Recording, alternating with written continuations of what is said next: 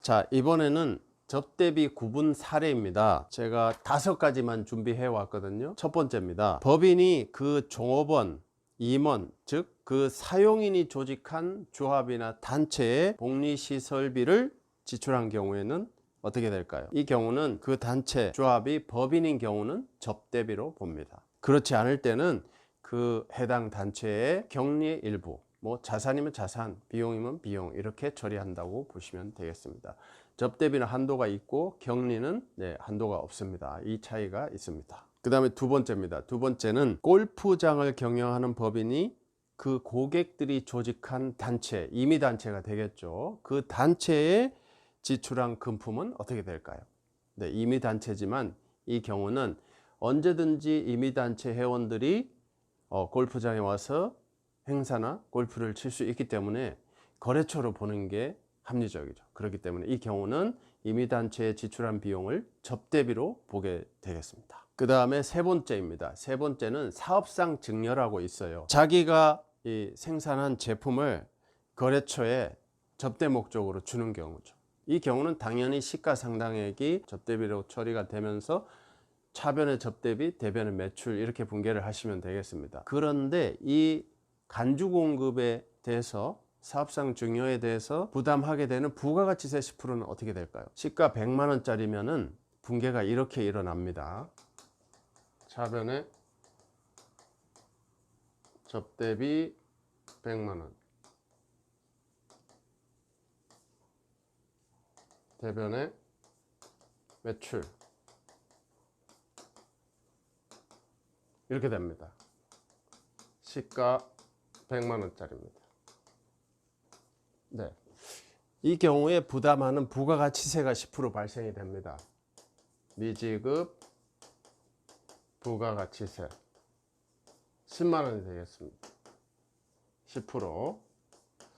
이 부분에 대한 회계 처리를 어떻게 하느냐? 세금과 공가로 처리하지 않고 역시 접대비로 처리를 하겠습니다. 다음 네 번째입니다. 네 번째는 회의를 개최했을 때 보통의 간식대, 차담, 음료 이러한 비용은 이제 회의비로 통상의 격리로 처리하시면 되는데, 통상의 회의비를 오버되는 금액, 예를 들면 회의를 하고 뭐 과하게 식사를 대접한다든지 유흥을 대접한다든지 이렇게 했을 때는 이때는 또 접대비로 처리해야 된다. 마지막으로 다섯 번째, 주주나 임원 개인이 부담해야 될 성질의 접대비를 법인이 대신 부담했어요. 법인 돈으로 결제를 하게 되면은 이때는 접대비로 보지 않습니다.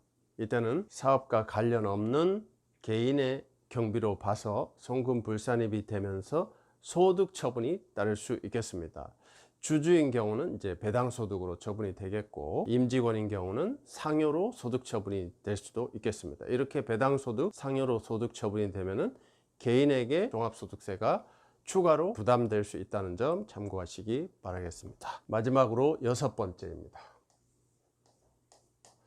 접대비는 기본적으로 10,000원 이상 지출했을 때는 법정 증빙이 필요합니다. 애경사비는 한 건당 20만 원까지 인정이 되고 20만 원까지는 법정 증빙이 필요 없는 거죠. 그리고 원칙이 이렇게 법정 증빙이 필요한데, 다음에 열거해 드리는 4가지는 법정 증빙이 없어도 접대비로 인정될 수가 있습니다. 자, 증빙, 법정 증빙이 없어도 되는 필요하지 않는 경우입니다. 첫 번째, 접대비가 지출된 장소가 국외입니다. 국외, 외국인 거죠. 외국이라서 다른 법정 증빙, 신용카드, 현금 영수증 이러한 지출 수단이 없고 증빙을 구비하기 어려운 경우가 있을 수 있습니다. 해외에서 뭐 로비를 한다든지 이렇게 했을 때는 지출된 사실만 객관적으로 증빙할 수 있으면 접대비로 인정받을 수 있다. 이런 경우가 되겠습니다. 해외 접대비 경우는 지출 사실 증빙, 금융 증빙이 중요하겠죠. 신용카드, 세금 계산서, 뭐 현금 영수증 이러한 법정 증빙이 굳이 필요하지는 않다. 두 번째는 농어민으로 직접 공급받는 상품, 물품 등입니다. 이 경우는 농업인으로부터 직접 구입을 하시기 때문에 지출 증빙이 필요합니다. 금융기관을 통해서 대금을 결제를 하시고 이 송금 명세서만 잘 구비해 두시면은 역시 법정 증빙 없이 접대비로 인정받을 수 있겠습니다. 세 번째는 현물 접대비입니다. 현물 접대비. 가령 화장품, 여성분들 마스크팩 이런 걸 생산하시는 회사, 공장이 있으신 분들이 공장에서 물건을 인수해서 바로 접대를 하는 경우입니다. 이 경우는 자기가 직접 생산한 경우에 한해서 증빙 없이 인정받을 수 있겠습니다. 직접 생산의 경우에만 인정받을 수 있겠습니다. 네 번째는 매출 채권의 임의 포기입니다. 거래처에 대한 매출 채권의 임의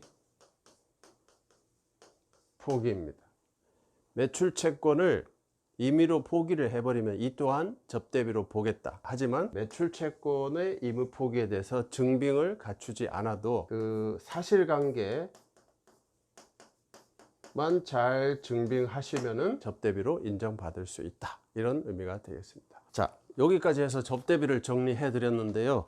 마지막으로 이 접대비가 반드시 비용으로 계상되어 있지 않는 경우가 있어요. 가령 건설을 하거나 이렇게 할 때 건설 도중에 대금을 대신 결제해 준다든지 회식비를 대신 내 준다든지 이렇게 경리로 나타나지 않고 자산으로 올라가는 경우가 있을 수 있어요. 이 경우는 이제 접대비로 일단 시부인은 하게 되는데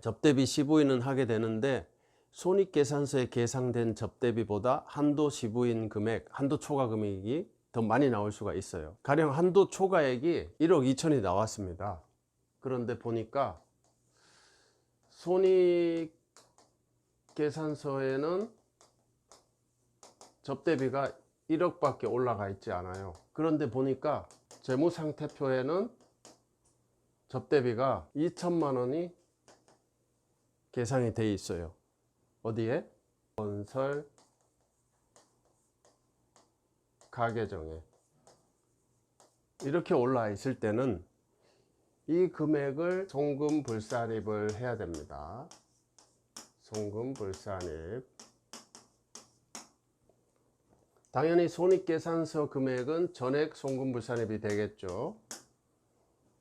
그런데 재무상태표는 송금에 계상이 되어 있지 않습니다. 이 경우는 송금부인이라는 말이 성립이 되지 않지 않습니까? 이때는 우선 2천만 원을 감액하는 세무조정을 해야 됩니다. 송금 산입 마이너스 유보. 이렇게 세무상으로는 송금으로 이렇게 처리를 먼저 하시고 나서 한도 초과 1억 2천을 전액 송금불산입 기타 사회 유출, 이렇게 세무 조정을 하시면 되겠습니다. 경우에 따라서는 이렇게 건설 가계정이 아닌 일반 유형자산에 올라가 있을 수도 있는데, 일단 이 감액 세무 조정은 건설 가계정에서 먼저 감액을 하신다. 그런 다음에 감액할 금액이 더 남아 있으면 그 다음에 유형자산, 무형자산 순서로 감액을 하시면 되겠습니다. 오늘은 접대비에 대해서 전체적으로 빠른 속도로 정리를 해 드렸습니다. 다음 시간에는 종업원 할 주민세에 대해서 정리를 한번 해 드리도록 하겠습니다. 다음 시간에 뵙겠습니다.